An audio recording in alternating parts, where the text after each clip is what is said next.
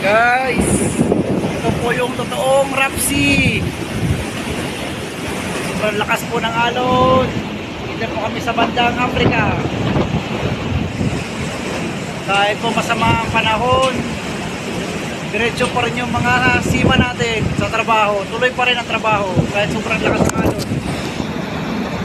Ayan, kalakas ngayon guys ang alon.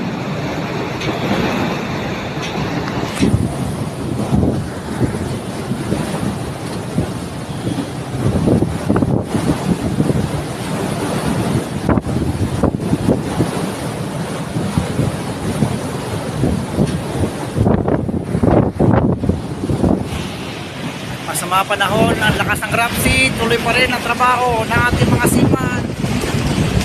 Mga seaman daragat guys.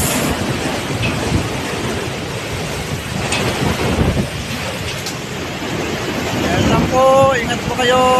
God bless po.